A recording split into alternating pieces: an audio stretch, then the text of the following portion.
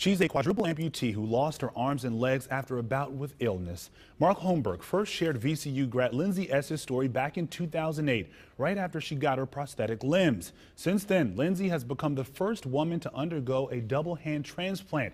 New at 11, Mark Holmberg has an update on EssDBKDBE's progress and found out what she's most thankful for this holiday weekend. They have two heads, I like to say.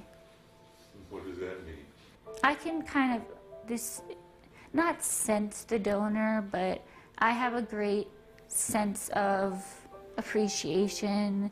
Imagine being without hands and forearms for 4 years, and then watching your new hands working, not knowing where they'd been before, what they had touched and felt and done. All Lindsay knows about her donor is she was 5'7" and weighed 135 pounds. And that the young woman was just a tad bit hairier. The donor had this hair, which I didn't have before. This is a jarring subject for Lindsay, a 29-year-old woman who has been completely open about the turn her life took 5 years ago, when she suffered a major sepsis infection following intestinal surgery because of her Crohn's disease. Total organ failure, 3 times dying. The raging infection required doctors to amputate her arms below the elbows and her legs below the knees. That's fine.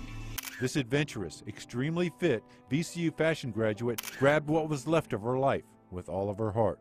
A year and 2 months ago, she got the call that a donor had been found that would give her hands and forearms again. 14 surgeons and 12 hours.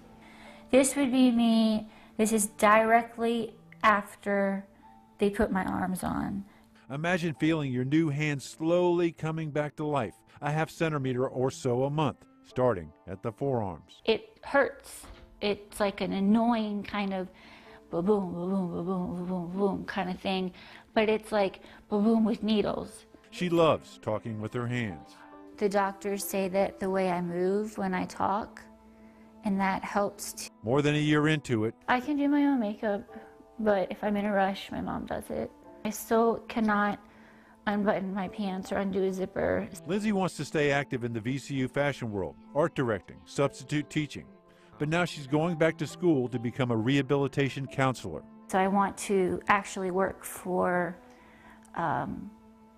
the government, for the troops coming back. 2 more years and her hands should be almost as functional as her old ones. Lindsay said she's grateful for her donor and her doctors, and Lindsay knows her mother has sacrificed all. But she doesn't feel like it's an obligation, which I'm thankful for. She's also very grateful for the hundreds of people who have followed her struggle, encouraged her, prayed for her, loved her. Even the people who I don't even know. With Lindsay at her Richmond apartment, Mark Holmberg, CBS 6 News.